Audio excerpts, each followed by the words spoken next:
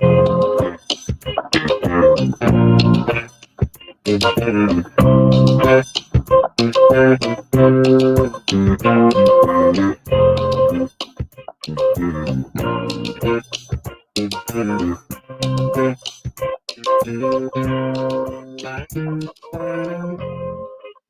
happy Thursday, everybody. Happy Thursday, and welcome to the Dollar Hour. I am Deontay Burton, aka Mr. Short Dollar himself. We got an awesome show planned for you guys tonight. We're talking about something that I think is very, very important in the business world, and that is the difference between revenue and profits. Again, we're talking about tonight the difference between revenue and profits. There are a lot of people that go into business, and I hear it a lot where they'll talk about how much money they made in sales, how much money they made, and they'll talk about that big number, what we call revenue, the sales, whatever that money coming in, but they're never looking at that bottom line number. And that bottom line number is the main determinant of everything. It's good to be selling, make, $100,000 in revenue. But if you ain't bring home any money, or you can't get certain finance to get the home or get the car or anything like that, it's not really worth it. I won't want to say it's not really worth it, but you might be doing something wrong we got to correct. Right. So what I want to have tonight's show is go into depth to explain exactly what revenue is, what profit is, how you need to look at, what measures you need to take, and understand the gravity of the importance of each one of them, okay? Mm-hmm. But again, tonight we're talking about the difference between revenue and profits. Right now we're streaming live on Facebook, YouTube, Instagram, LinkedIn, TikTok, and Twitter. The main hub is the Mr. Short Dollar YouTube channel. And guys, I think we brought it up last week, but definitely want to bring it up again. We hit 29,000 subscribers on the Mr. Short Dollar YouTube channel. That's right. Yeah. That's right. I want to personally just tell everybody from the bottom of my heart I appreciate our love and support with making it that far. But definitely wouldn't have did without you guys and our support of my team here at Misfits Radio. What's new say, and you like to thank yourself because you worked very hard to get those subscribers. Well, anybody know me know what kind of work I put in. Right. So yeah, I'm always gonna compliment me and pat myself on the back. But before we get started, I want to say what's up to my house producer, DJ Lab. What's going on, brothers? Thursday. Yeah, absolutely. The best day of the week. Yeah, absolutely.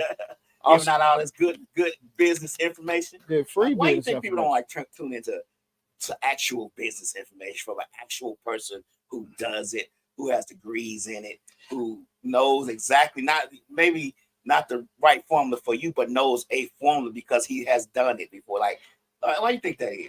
I think people want to know about business, but I think people really want to know about making money. I think when you start talking about the pathway of doing certain things, it's boring. Right. And when you start talking about something that's probably not what they envision it being, that's when people get disinterested. What do you think it's because the pathway seems longer than, let's just say, some of these other people who post stuff about money and how much quicker it seems to be to get it to their way than the actual process that you be putting out? Like, you gotta do this. You gotta do this A, B, C, D step. And they like, you gotta go A, you jump all the way to D, you done, you rich. Absolutely. Well, we live in a microwave society. Right. Everybody want things done now. If they can press boop, boop, boop, boing, and it's ready. Right. People want that and stuff like that. But unfortunately, unfortunately, everybody ain't that lucky. Right. So, to bring that point, I think that's why you see probably some of the biggest influencers that talk about finances. Most of their things are get rich quick. Right. It's never like, hey, if you do this and you do this and you do this, in 6 months to a year, you can have this. Right.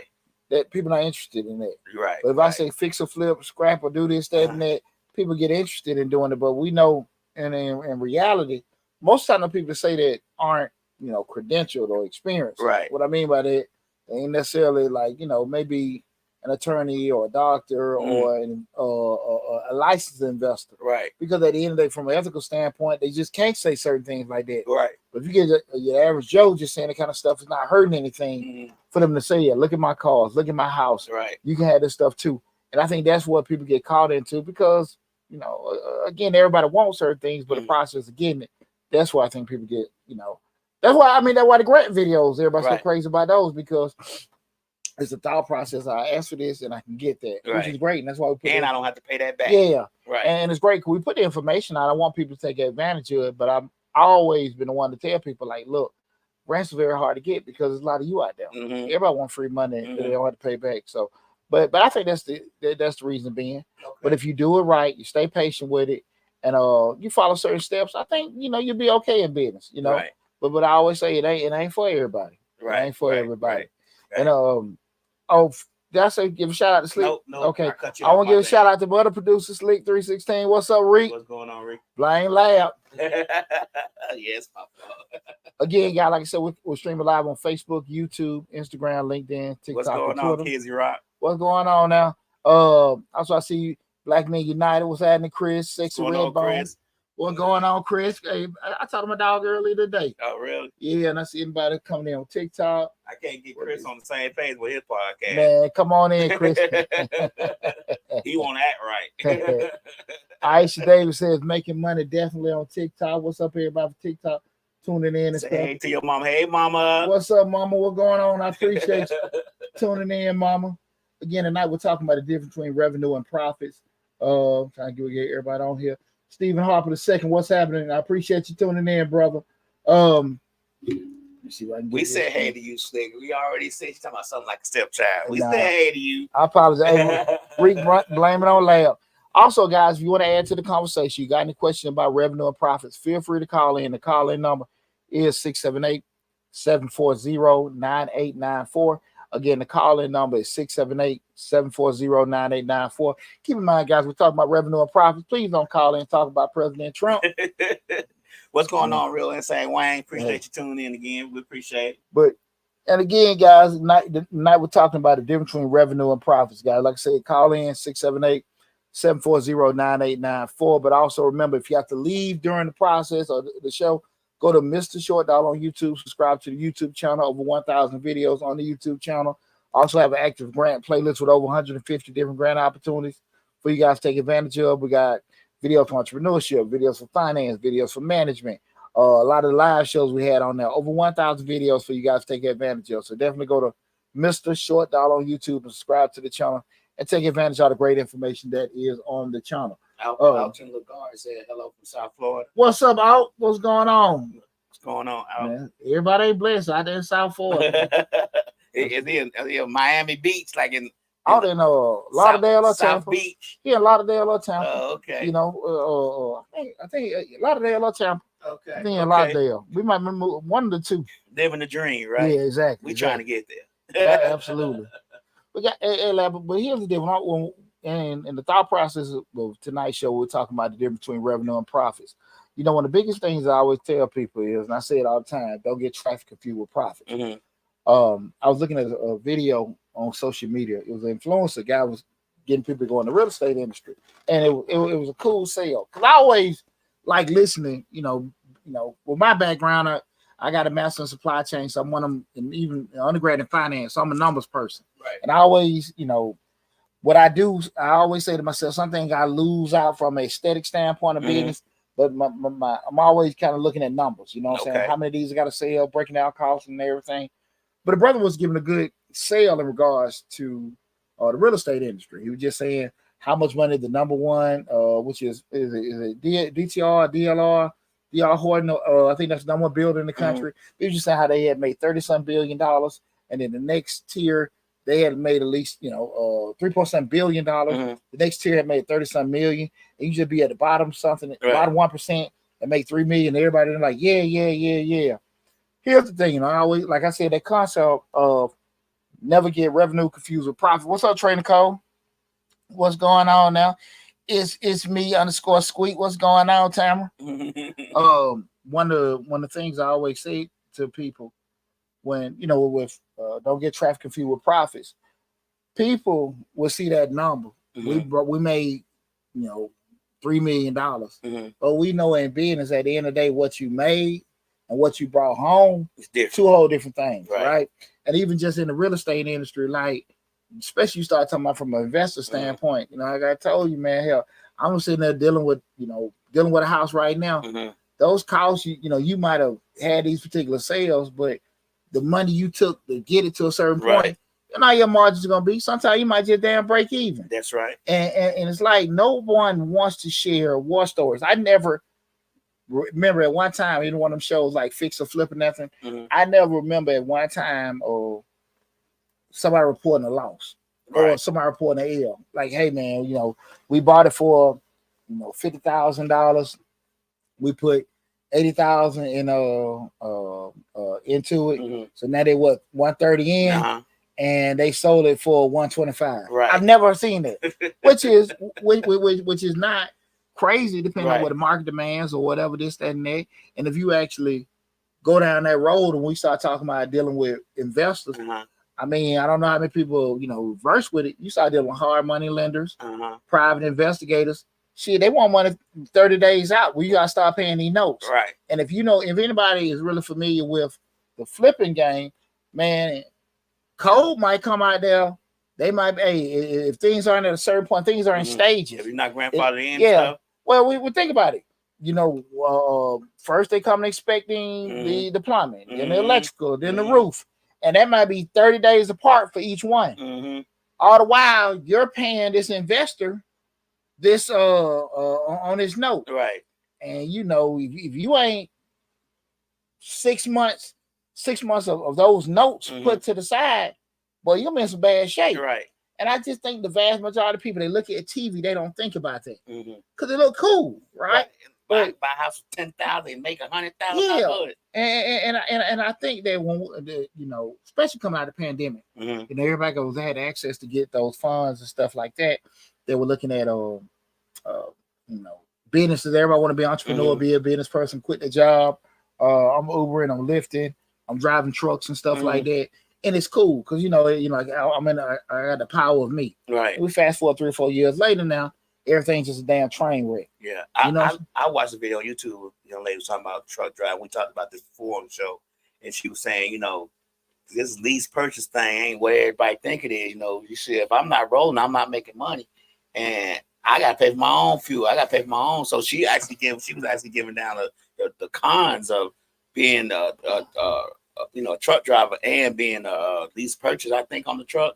And she's like, she said I sat in Atlanta for 4 days. I didn't make no money, but I still had money paying out because my truck was still running.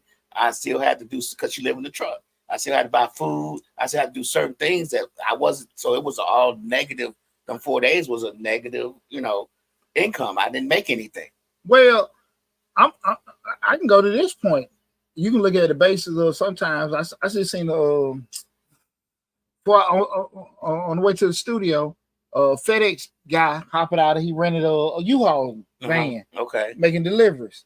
But I always know that side of the business because again, I've been in business over 20 years, right? So I done seen it all. You got a base rental, plus they charging mileage. So you start looking at that's your cost on the rental, mileage. Pin if you go over a certain amount, whatever, the math still got to work in regards to the amount you put in. Right. And I just think sometimes, and that's just from the U-Haul. I mean, from not U-Haul. It was that wasn't a U-Haul they had. That was a Home Depot's van. I think they had. Oh, okay. But even you go to U-Haul, Budget, those places, like they have a basic rental fee plus per mileage. Right. So depending on where you drive or whatever, fuel costs, because you got to fill it back up when you bring it back. Yeah, your fuel cost, but after that cost per mile, all this stuff is tallying up, and now you got that number. Then you get your check for what you did, and that check is not coming out per diem. Just say if it's like a week or so delay or a month delay or with doing it, the math might not work out. Right. And I just want to have that conversation with everybody where we're talking about the difference between revenue and profits. People understand, and like when we start talking about business, don't get one thing confused with the other. Okay. Don't get one thing confused with the other. So, again, guys, you want to call in and got a question or anything, make sure you just call into the show. The call-in number 678-740-9894. Again, the call-in number is 678-740-9894, the difference between revenue and profits. By definition, when we look at revenue is the total amount of money generated by a business from its normal business operation, typically from the sale of goods and services from a customer, right? So that's pretty much what we mean, just to make it easy. Revenue is just the money you pull in for your business. Okay. When you sell something, when you do a service for somebody, you cut their grass, you wash their car, you build a porch, anything that's sold, anything money that comes in, that's revenue. Okay. That's revenue. Revenue and sales is pretty much the same thing. Okay. Right? That's just it. Money coming in. So we hear that. What's going on, Savage Mr. PR? Shayna T. What's going on? Going on. So those things, when people hear those terms, I think sometimes they get kind of lost, especially when we start talking about that revenue aspect. Mhm.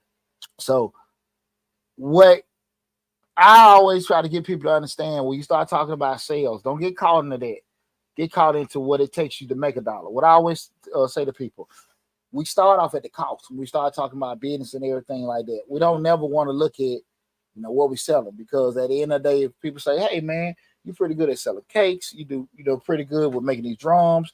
Hey man, you ought to start your line business and all that." I always say the first thing, start off with your cost. Mhm. What is it going to cost you to be able to make it? Right. We start, and people, I really want y'all to understand that, because I've been accused of being a dream killer and all this other stuff over the years.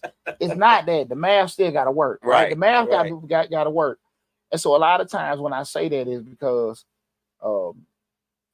at a particular point in time, if you selling cakes for $25, but then we start turning around where we start looking at flour, yeast, butter, sugar, packaging, and all the other stuff. The cake sell for $25, but it costed me almost $20 to make a cake per cake, right? Because if I buy it back, again, guys, it's simple math again, and that's why I think people avoid math or avoid calling a person like me that can kind of help break that stuff down, because they don't want to be accountable. It's like, no, they hating. I don't want to look at being negative. Right. But just think about it, guys. If you ever want to look at a per cost, you don't know how to get per cost. Right. If you look at a bag of flour, you know how much flour it takes to make one cake. Only thing you gotta divide that bag of flour to know how many cakes you can make for that one bag of flour. So that's your per cost. You can get your per cost for the cakes with that one bag of flour. So if it's 2 pounds, and it's gonna take you maybe a pound and a half to make a cake, you already know how much that one bag is gonna cost you. Right. So I always want people to kind of look at that cost per cost with doing it, between the transportation or postage or whatever, and you got that cost. Now, from the next phase, you just got to say, okay, from a price standpoint, can I charge a price on top of this where I can make some kind of a profit? And that's the fine line right there. Exactly. Because we watched the show the other day, and they were talking about food costs and stuff, and they say it's a fine line, and it's like you don't want to price it too high and turn the customers off, but you don't want to price too low and not make no profit. So you gotta have that fine. It's a fine line to walk on what price to charge for something. But that's going back to we did the video. I did a video and I've had snippets on it on TikTok and YouTube. As far as go to Mr. Short Dollar YouTube and look up how to calculate pricing. Right. It still go back to the cost. Like, you just can't throw out an arbitrary, to your point. You just can't throw out an arbitrary number, right, and say these are my prices. Right. The price is based off the cost. Right. Either you do an add to the unit cost or a percentage up for the unit cost. You have to do that. You can't be selling shit that for less than what it costs you to make the stuff. I'm making hot dogs for $5 a hot dog. I'm selling them for $2.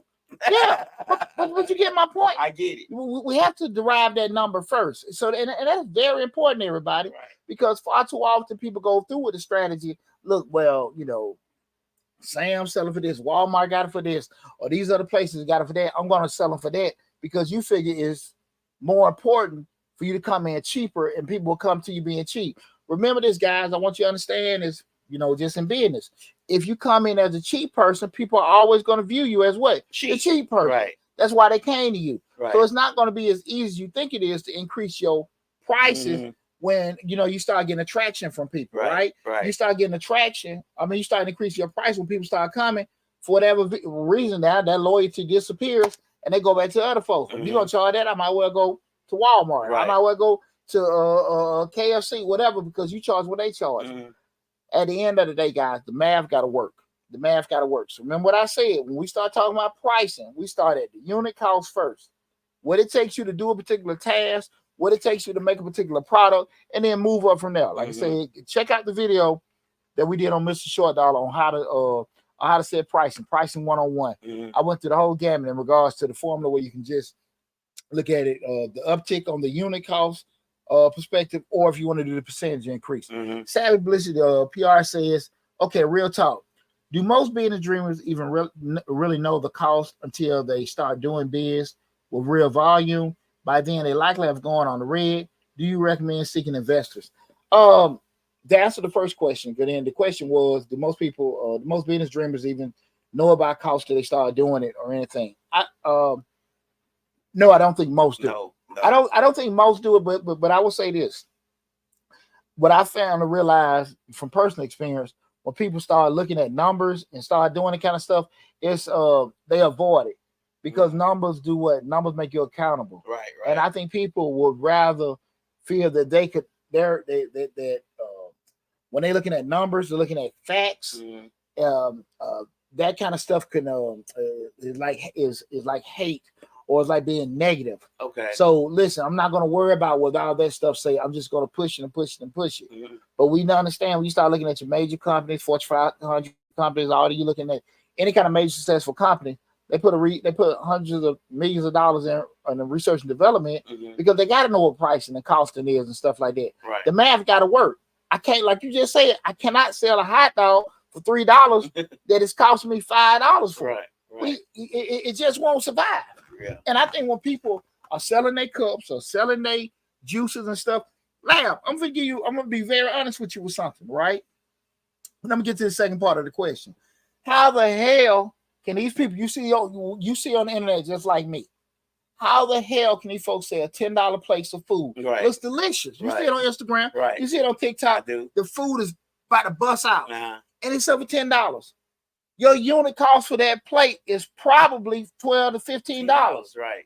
And why the hell are you selling for 10? They want people. Everybody, you get a good deal, and they don't get that. Why? And they just want. And what happens is, it's a line around the corner. It's a line around the corner, and they making money. They sitting there putting in the carriage. We doing good. But they never looking at. They never analyzing at the end of the day how much money from the unit cost, or even after they pay their bills, how much money they making. They just got what? They got money coming in and stuff. Right.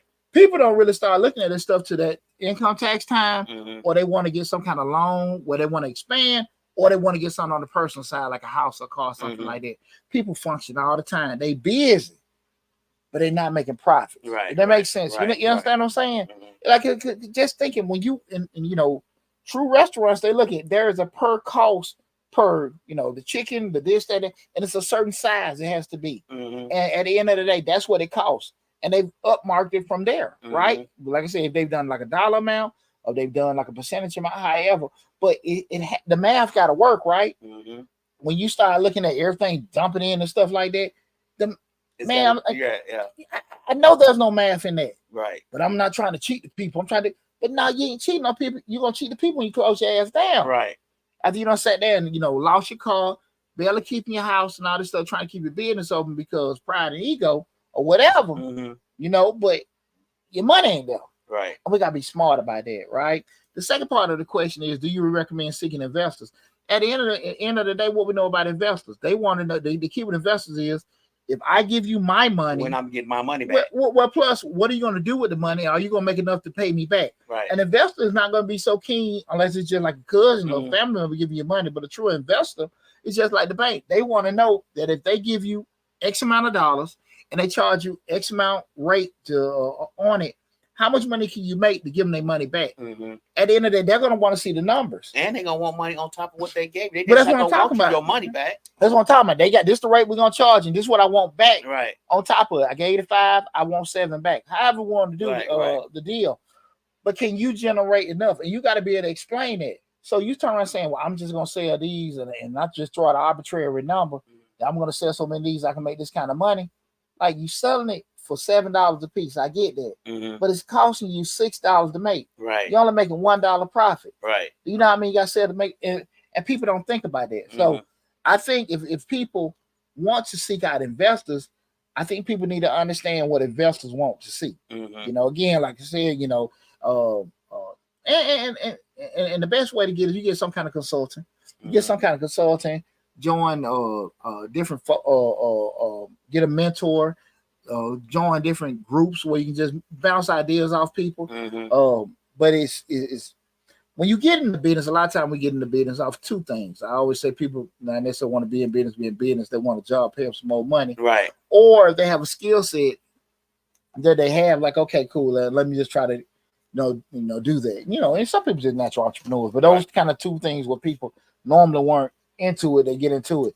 And I think what they find out real quick is that their interest or their skill is great, but we start going to that back office, the marketing, the finance, the accounting, The and all that conversation's stuff, different. that's a whole different world. And what happens is instead of addressing it, people avoid it, or they'll get their girlfriend, or they get their wife or husband or child to do it because they don't really understand the importance of it, and the business suffers and it crumbles.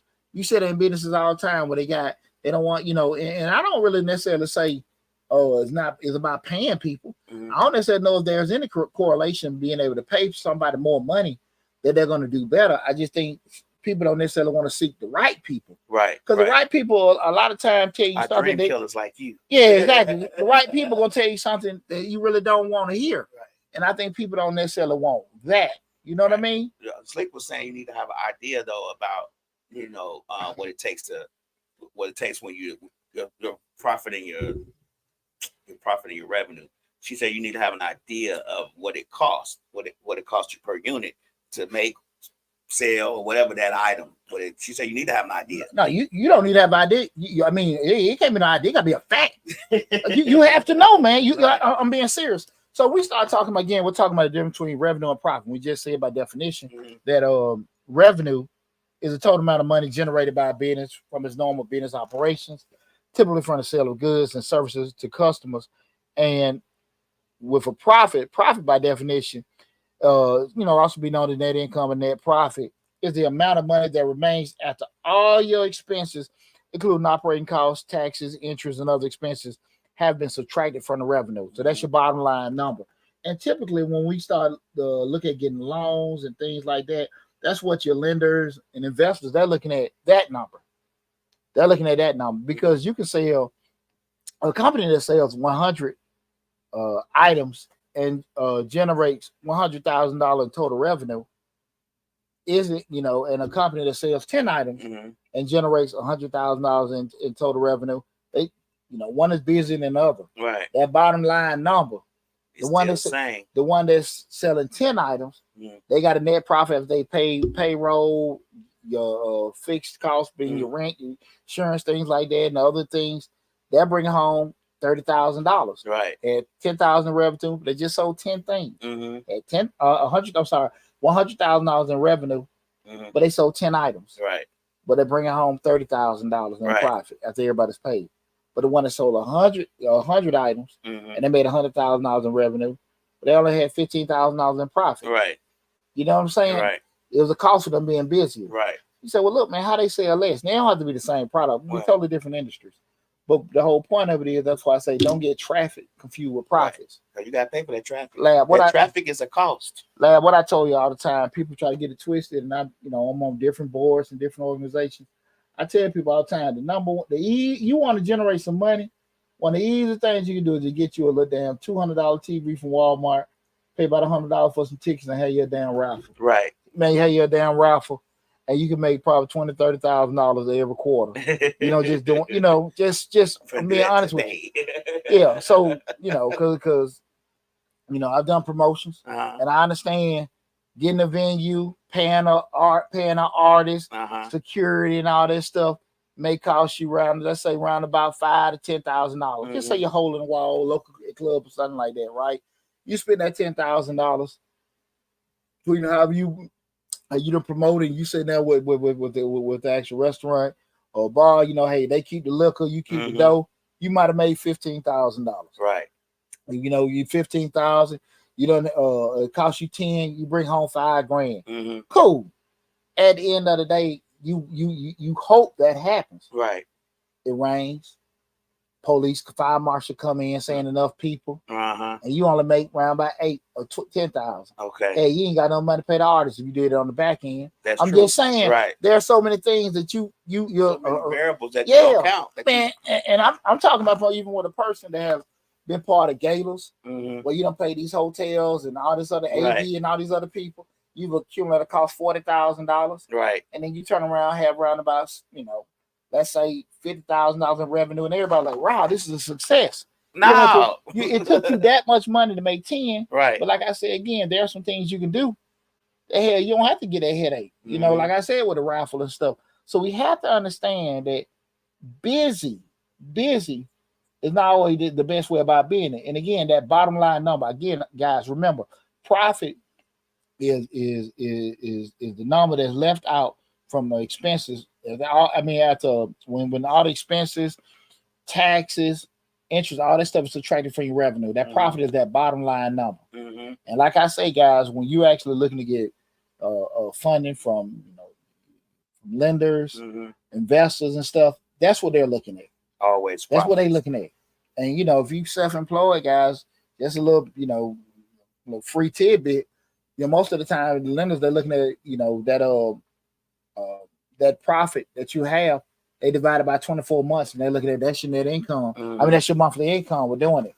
So a lot of you people out there that are self-employed, or have your business that want to write off everything so you get a bigger refund. That should have come back and bite you in the butt when you want to try to get you a house. Right. And they want to get 2 years of it, and you've been writing off all this stuff to show this loss, and now you want to go buy a house and get a car. Now you actually did have a company that was doing okay, right? But because you didn't want to pay any taxes on it, or you want to get this refund, and now this detriment is hold you up from getting that car, getting that house, or getting any kind of additional funding. So you got to be kind of mindful of that. As we start talking about that profit, right? With doing it, don't be so caught off, because there's a cost for success, guys. And so don't be so quick to want to avoid. I don't want to pay this in taxes. I don't want to get this to the IRS and everything like that. At the end of the day, sometimes the money you have to pay the IRS, or you got to pay some taxes and stuff like that. Guys, that still can open doors for you to do other things. Right. Like you want to get that car, you want to get that house, you want to get additional funding, you want to get contracted. That can blow up in your face. You want to get some kind of contracts. You've had this cleaning, the janitorial company for years. You had this landscaping company for years. You're doing okay, but you want to write everything off. But you want to get government contract. They're like, look, man, we can't get it. So you already showing that you're not even, right, sufficient what you're doing. You're already making, 6 figures and with revenue you already have, and you're still making a loss. Why would we want to get into a situation where your people might quit? Right. Yeah, I mean, you gotta think like that. Well, people don't think that far. See, people don't think that far ahead. Which they don't think about the contracts or what the investor gonna say or what the bank might say. It's about right now and what we got to do for this business today, not tomorrow. Yeah, most business owners think that way. Most do until they get to a certain point they want to grow and everything. Right. But that's why I want people to understand, like, you can't. You have one is not the same. And I used to remember seeing a lot of videos, especially during the pandemic. Guys on the truck and I just made 4,000. I made 5. They hold them checks up, but that was the revenue. Right. But they ain't showing how much they paid in fuel. Right. They ain't showing them, what the busted axle they had to get fixed when they were driving through Oklahoma. Tire. Yeah, they're not showing that. The $2,000 busted seal. Yeah, well, but that's what you get what I'm saying. Right. And you're on the other side of the country. You got to get back to Georgia. Right. Man, that stuff. I mean, so now you got a hotel because the truck place ain't gonna be able to repair your truck for 2 days because it's Friday. Yeah, and they closed. Exactly. And that $5,000 check you made really might only be $400-$500. And what happens a lot of times, I tell people, you really do shit but change jobs. Right. One that you the owner of instead of work for somebody, but the money you're bringing in is the exact same. Now you tell people with the checks and the revenue you're bringing in, hey, I'm making $100,000, $200,000 in this company. Right. But after everything's paid, it's still what? $30,000, $40,000, $50,000. Right. Shit you were making at that job. Right. Now if you say I want the freedom, cool. But at the end of the day, sometimes the thing we flex for moving to, it ain't gonna be. It's not gonna be the same. But you also had a headache on top of that that you didn't have before. It's all your responsibility now. Yeah, and it's just something to keep in mind. Savvy Publicity PR says, not to be a naysayer, but I'm sorry, not to be a naysayer, but when should a small business owner opt to bow out and call it quits? Dreams deflated don't make people failures. I don't necessarily know if it is a certain time to say, hey, listen, this isn't working. But I will say this. If you see the ship sinking and you don't see a raft on the horizon, I think you need to be smart about certain things. And I'm just I'm gonna sit here and just kind of be hypothetical. I was approached with a deal today. Deal, somebody finna lose a piece of property, and at the end of the day, I'm telling them, like, look, you finna lose this. Right. I can come in at cost and maybe give you something on top of it. Okay. But you're not gonna be able to keep it. It's gonna be mine. Right. I'm saying this. At the end of the day, I understand you need to pay this stuff off. You about to lose it. Mm-hmm. I'm not a bank. I pay whatever you owe them. Mm-hmm. Maybe give you a little bit. Well, I would give you a little bit on top. It ain't gonna be what you want. Right. But you finna lose it regardless. Right. You can lose it and get a little bit in your pocket, or you can lose it and somebody else get this stuff. You ain't got a damn thing to show for it. Right. And folks just be all like, I don't want pride. Go pride. Here go ego. All this other kind of stuff.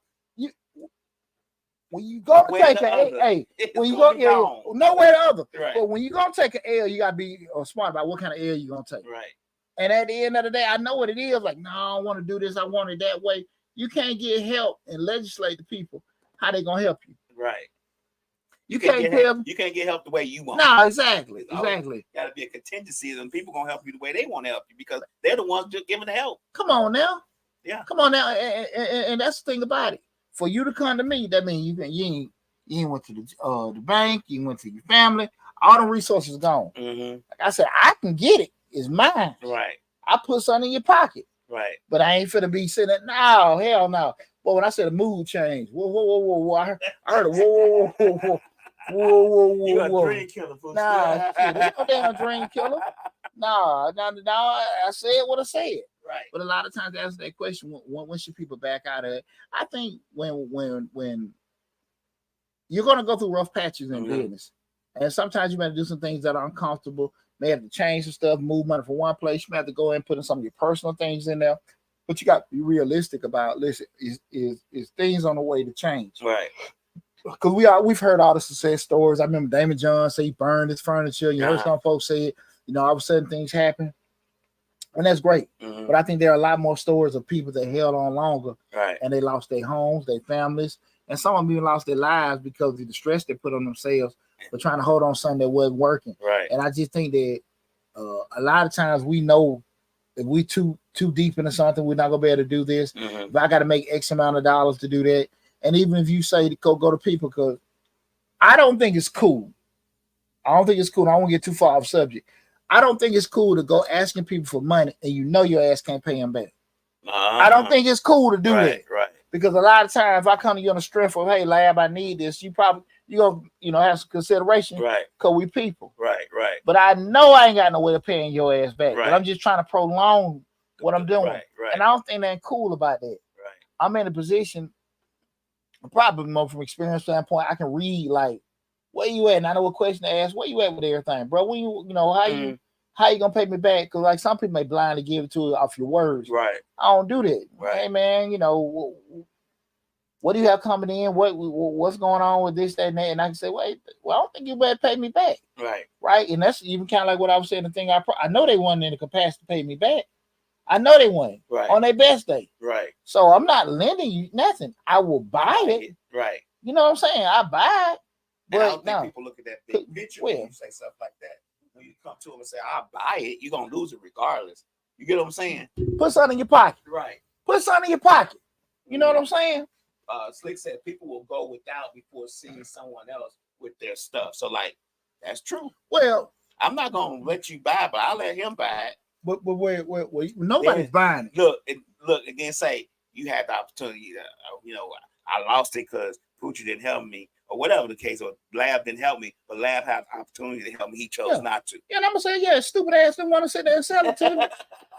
Try to no, yeah, right. I ain't gonna disagree with you. Right. Damn right. Right. I wasn't trying to, but people gotta be smart. Mm-hmm. I done took L's before Lab. Right. I done took L's. Favorite story. Hey, studio. I done took L's before. I look, this isn't going anywhere. It was just this coming out. Right, that was just it.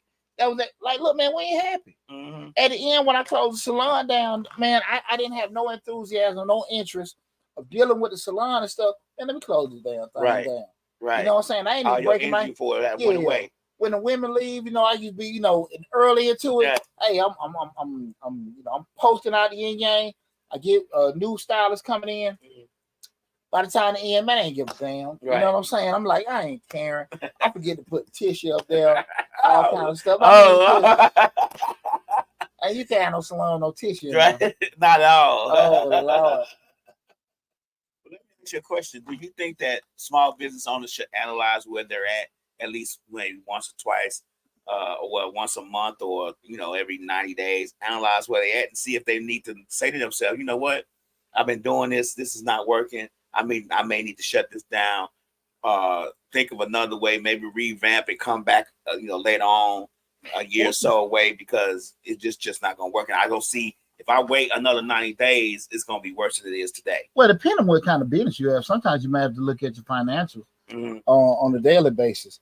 Depending on, even just some fast food restaurants, keep in mind, they always looking, they have to kind of keep in mind how many people they got on the clock, right, and how much money they're doing.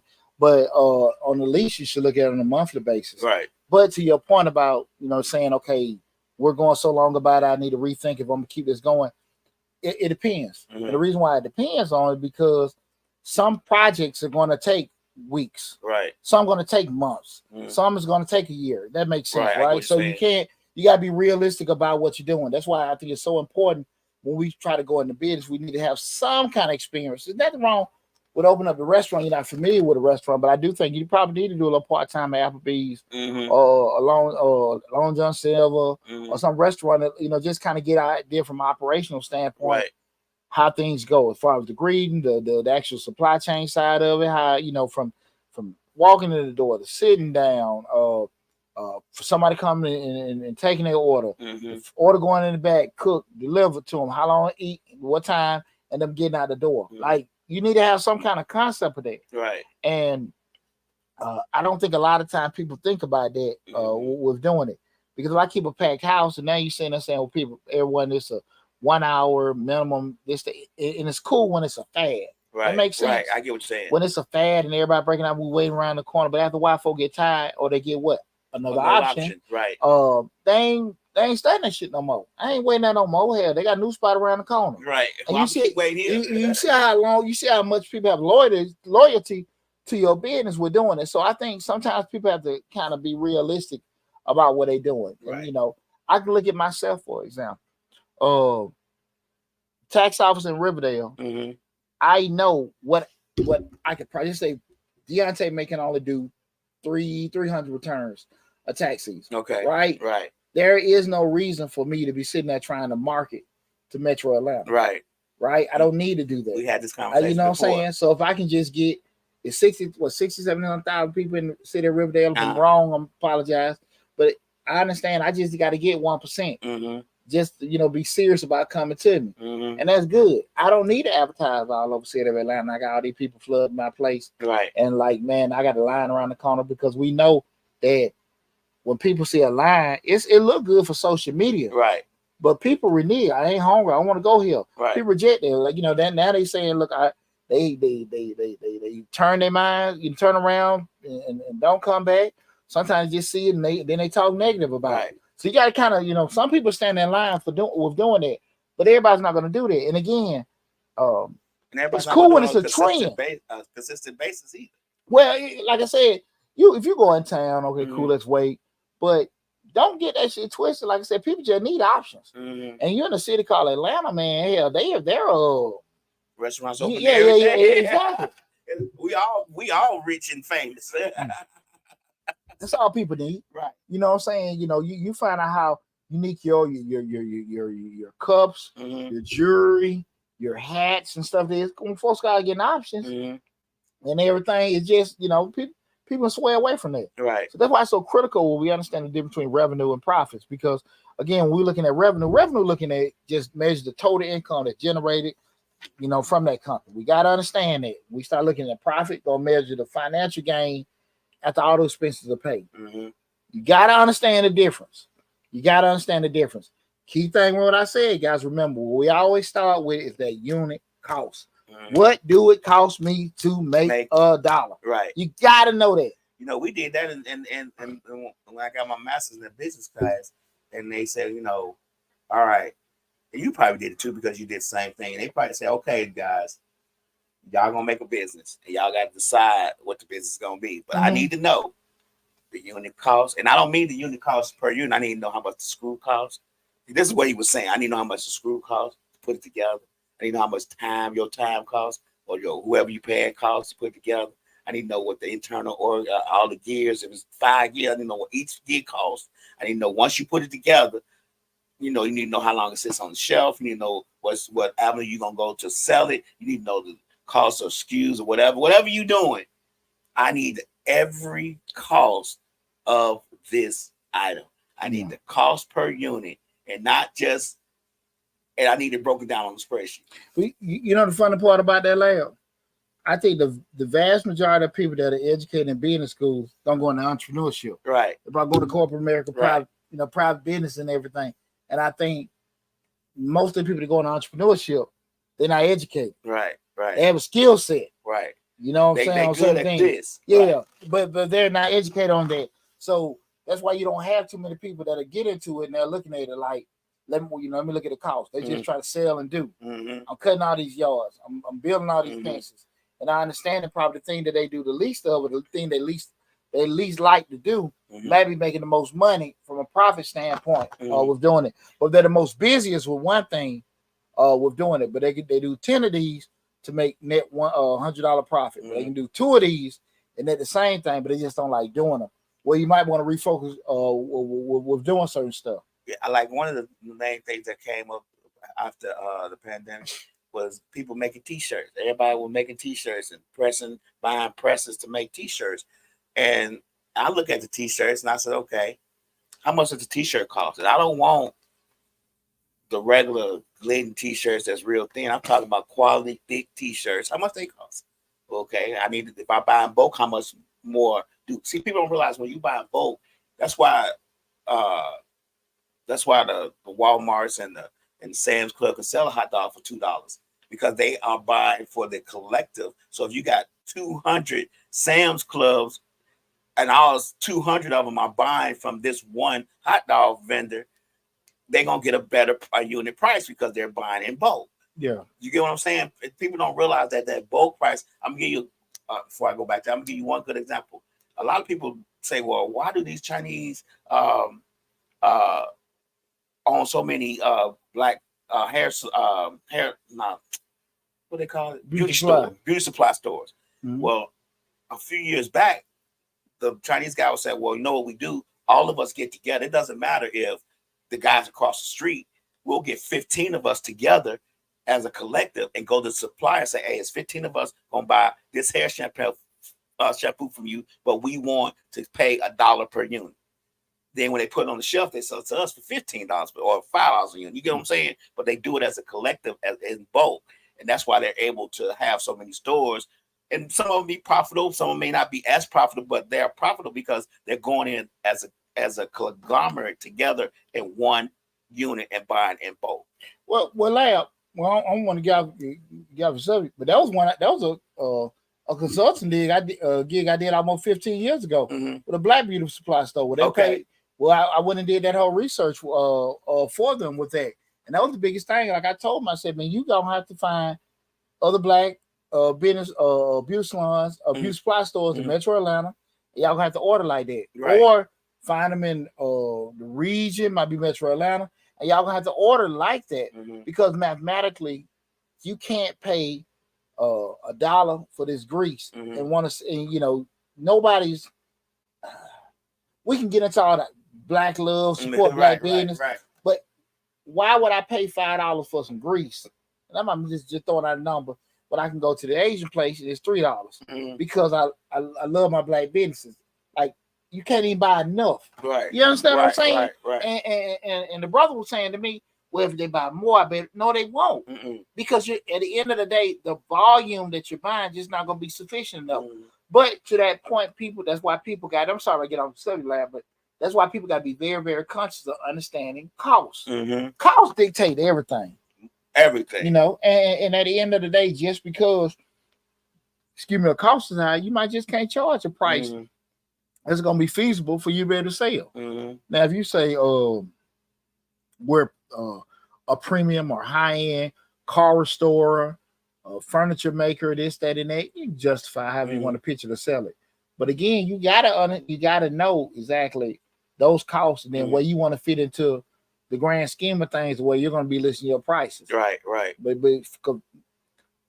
unfortunately, I know a lot of black owned businesses go into it as I want to just their entry strategy into the market is let me be a little lower than the market or be whatever, but again, the costs just don't work out with it. Right. That's why so many restaurants close. Like I see the guys, they look how much food you get. And you doing like that's not. It's cool for social media and it's cool for the customer to get full, but the math ain't working. Right. It's not working. Food is high as hell. Very high. And so at the end of the day, if I'm not charging the price to recoup my costs for this food and make a profit on top, and a profit that's substantial enough for me to pay payroll, pay rent, pay insurance, get more food and stuff like that, pay for advertising. I ain't gonna be in business long.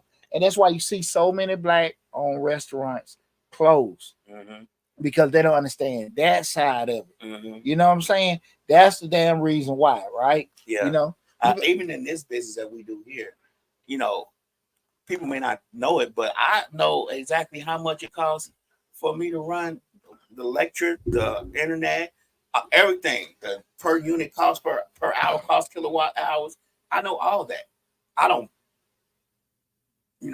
broadcast it. I don't even tell Slick I know, but I know it. Yeah. I know what it costs. Because I do it all the time. I've been doing managing properties and all that stuff with companies for a long time. I know it. I don't blast it out and say, it costs this, but I know it. I know what it costs to run the place. I know what it costs per unit. I know, and I know it because it's just something I need to know.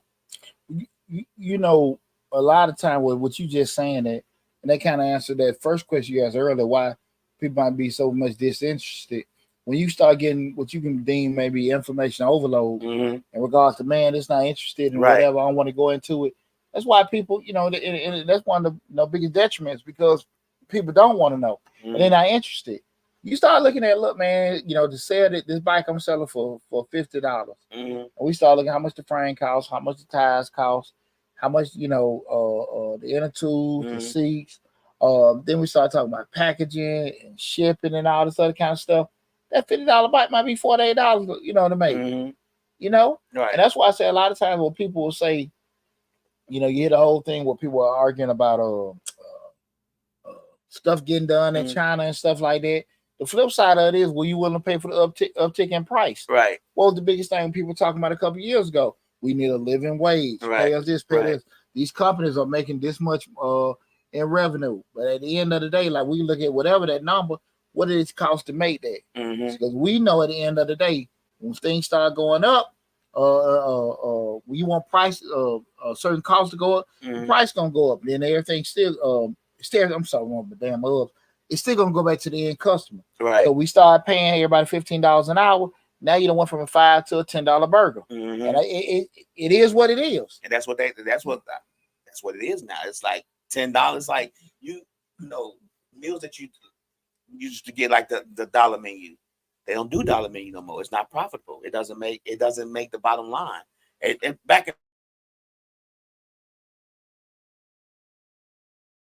So I'm just saying, but they don't. Right. But yeah, they don't even do supersize no more. And people haven't noticed the phasing out of stuff like that because it's just not profitable. Who the hell just closed? Red Lobster supposed to be in bankruptcy. Yeah, because the shrimp. But you know what that was, though? What's that? The company that bought them from the other company was a shrimp distributing company, and they flooded those restaurants with the shrimp, not thinking of that people just probably not going, and they were having that endless shrimp thing, and it wasn't profitable. So it's not just Red Lobster going out of business, but the company that owns Red Lobster is going out of business because they wasn't making profit from the shrimp that they was making Red Lobster sell endless shrimp. But you know what though? Like, how long do it take you to figure it out? How long do it take you to figure out this thing not working? You know what I'm saying? That's what it is. A lot of time with life, we would say this, this business concept ain't working. This relationship ain't working. This diet ain't working. Right. All this kind of stuff. But people like, I'm just gonna keep hanging it up. Right. Never gonna see some change. That shit never changed. Never changed. And sometimes we gotta sit here and be real. What I said, like, look, this thing ain't working. Savage Bliss PR said Red Lobster went under due to the unlimited shrimp. But I still go back. Chili's supposed to be doing the same thing. Who? Chili's. What they got unlimited with? They don't have unlimited anything, but they're supposed to be going back. That model. I can see it. Like, I'm just saying, like, when you go in a lot of these places, I'm pretty everybody seen like the wait times increasing, and Mhm. even depending on where they're, if they got a staff that's actually going to be trying to, active, Mhm. actively waiting on you, see if you want to buy other drinks, if you Right. want to get through that, if you got a good experience, or even from a retention standpoint, want to come back because you had a great experience. Nah, a lot of that stuff isn't there. Right. A lot of that stuff isn't there, man. And I think people really underestimate that side of it when we Mhm. start looking at it. And I always tell people, and I got a whole business 101 series coming up, guys. We're gonna have a webinar coming up within the next 60 days. I'm gonna go through the whole business 101, what I'm gonna break down different things, the facts you need to look at from a business owner. So that'll be coming out in the next 60 days. Also, we're gonna have my your annual check for your business webinar coming out also, and that's more so like it's gonna be on a smaller scale. We'll have a group of people come in and we're gonna just look at your particular business. It's Mhm. gonna be like an annual physical. Okay. You know what I'm saying? So we're gonna stick the finger up your butt. We're gonna actually, look at your financials, just try to see the health of your business, where it at, and things you can do. Just like if you got a prescription, what you need to do to get your business in better shape. So that's two: the business 101 and the actual annual checkup. Okay. Of course, both of the webinars, both of those be coming out soon. But I just think people just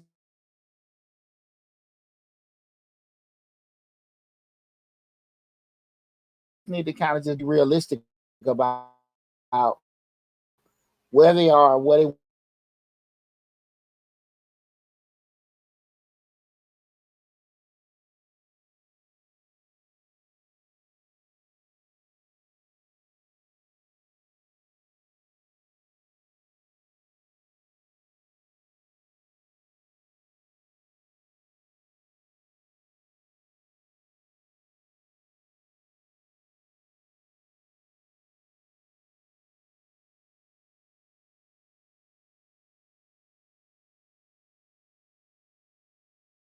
be, Mhm. they're always trying to find new and innovative ways to make money, new and innovative ways to attract and acquire customers. Mhm. So if you got, you on a smaller scale, why wouldn't you be trying to do that? Right. We're just gonna open and post on Facebook. It works sometimes.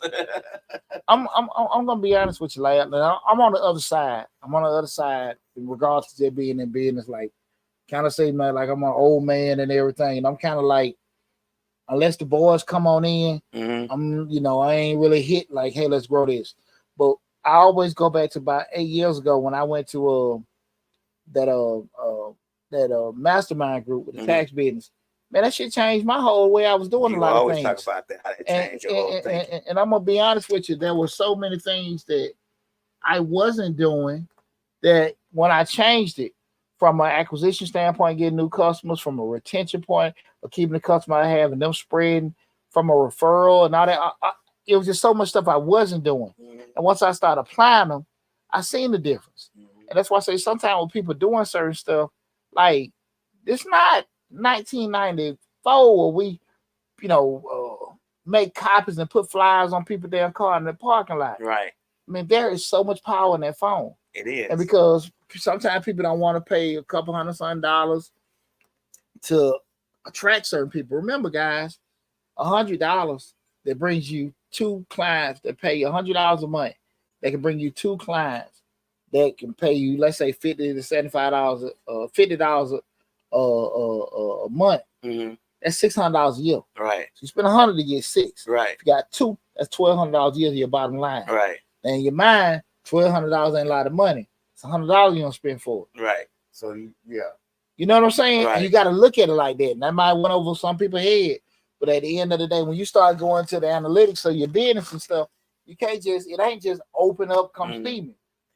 I looked at a video on just speaking of how you just said $100 for $1,200. I was looking at a video. A guy was doing they do these little things about certain things like Temu and stuff. He was doing one on Deal Dash. He was saying, you know how you had Deal Dash on the TV, and they'd be like, I just bought this laptop computer for 4 cents, and he was trying to figure out the how do they make money? Mm-hmm. How they make money doing this? Mm-hmm. And he figured it out.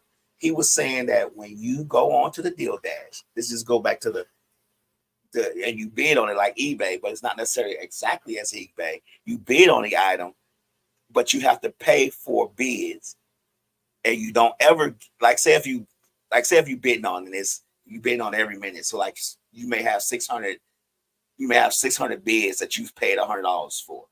Once that $100 runs out, you may buy more and you get more bids. But if you go ahead and buy it outright, you get your bids back, but you don't get your bids back to buy other things. You get your bids back to buy something still on the site. But it just may be a constant. It seems like he said, it seems like the bids never end. Like the bids just never end. It's just constant bid. And he said he has spent like $2,000 or $3,000 just to see if he wins something. So you pay for access. Right. You're paying for access to acquire. Dang, you smart. So you're paying for access to acquire this item. But once you get through with all the bidding and stuff, you may have paid twice as much as the item is worth because you're paying for bids, but then you got to pay for the item once you win it. The bids do not pay for the item. So the bids just keep you in the game. It keeps you in the queue to bid on it. So they were like hard to get items or something like that? No, these are just regular everyday items, but on the commercial, they always say, well, I bought this 900-inch TV for 4 cents. So that's how they draw you in. But never at the bottom do they say, but I had to pay $800 in bids to get this item. You get what I'm saying? I got you. Right. Well, that's pretty clever. Right. That's pretty clever doing that. I just about it. I just wonder we're doing it. But that's the uniqueness of it. But to that point, right. Just using something to sit here and say to yourself, how can I be thinking outside the box to get more customers? Slick said people don't even invest in themselves. Absolutely not. In their own business. He said we can't even get some of them to buy their own banners.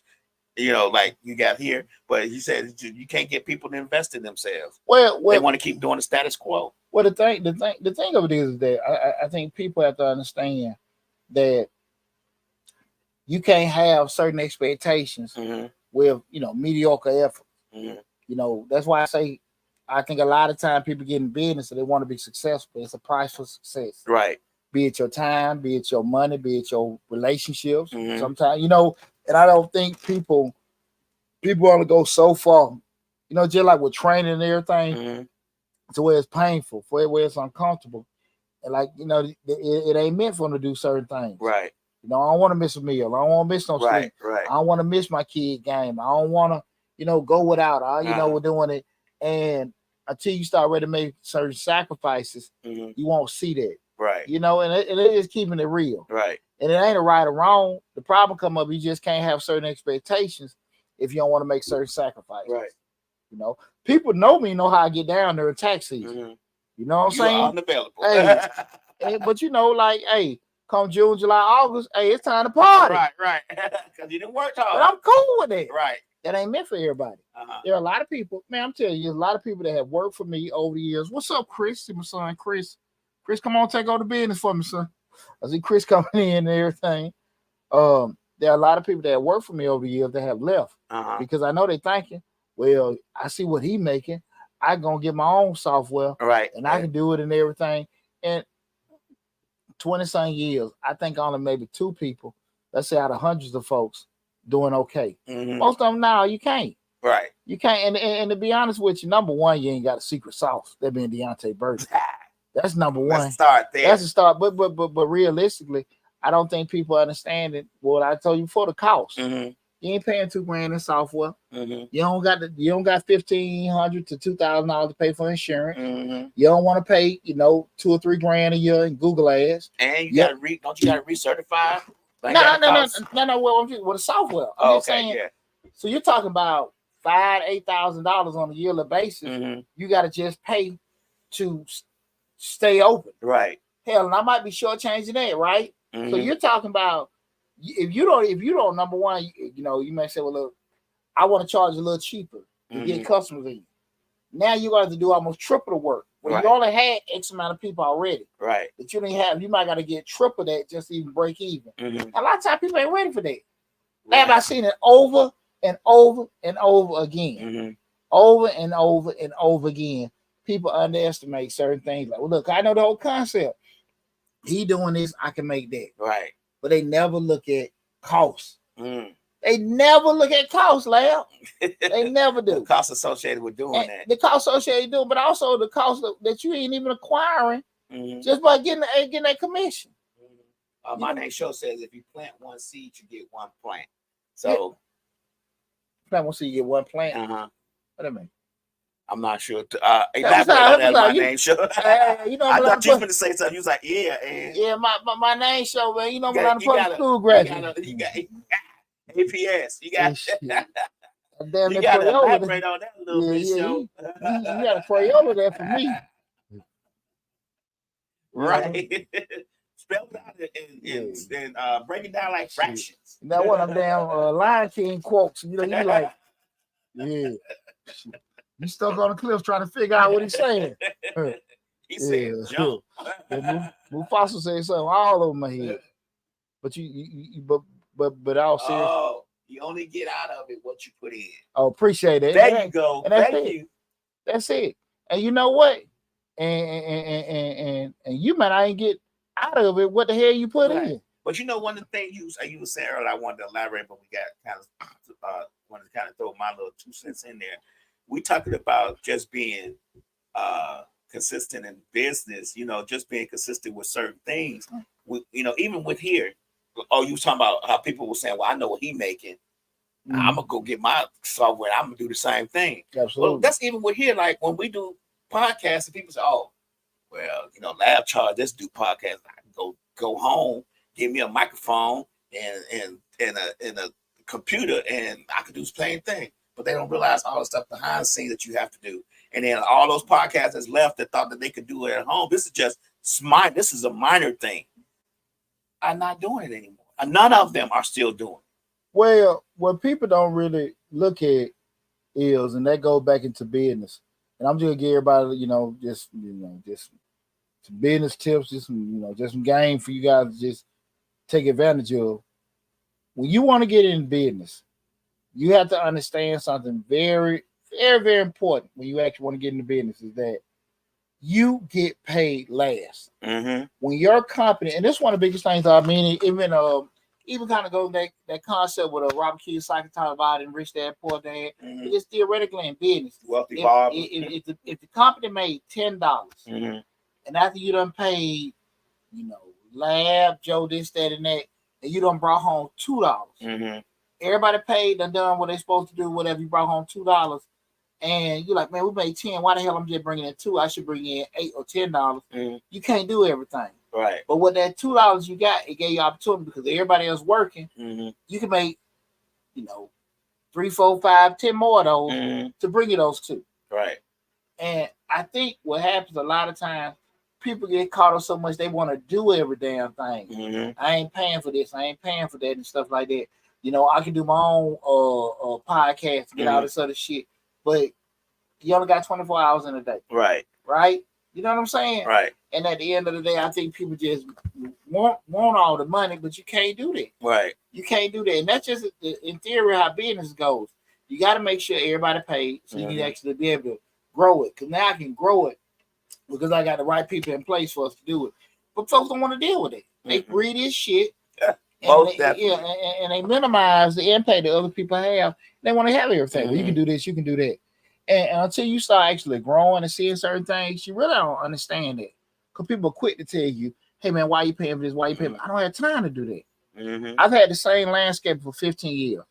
I cut my own, I put my own. It's nowhere in the hell mathematically that shit is going to work for me. That's one of them math problems you broke down for me real quick. I was like, you know what? I pay this guy $60, cut the grass twice a month. I ain't out there for 8 hours. You know what I'm saying? Yeah, you'll never make the money back that you spent in the lawn stuff. Right. Now you hit like, okay, I'm 65, getting a Social Security check, I ain't working no more, and I want to do it myself. I get it. Right. But if you sitting out here trying to make some money, man, ain't got time for that shit. Right. Man, them guys be in and out my yard in 20 minutes. They got equipment. This guy been here about an hour. If I give him to cut the bush, he may take an hour and 30 minutes, but I got a little bit bigger yard, but just in the time and the edge and all that, I'm not gonna do all that. I know I'm not. Man, and you have your moments. You might be like, look, man, it looked like you did it. You got to take your breaks and all that kind of stuff. Right. Ain't nowhere near as fish with that. Let them go on and do. Let them ride the back of that lawnmower, get that thing done, throw it on back truck, get up out of here. When you truly believe Not you feel, not you hope, not you want.